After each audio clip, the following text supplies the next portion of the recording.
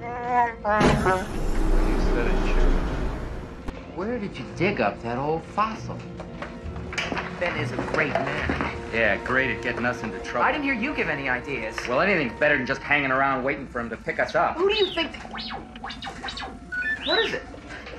I'm afraid I'm not quite sure, sir. He says I found her and keeps repeating she's here.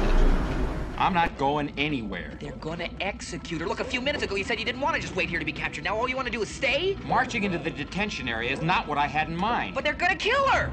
Better her than me.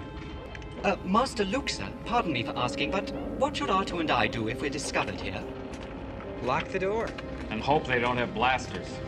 That isn't very reassuring.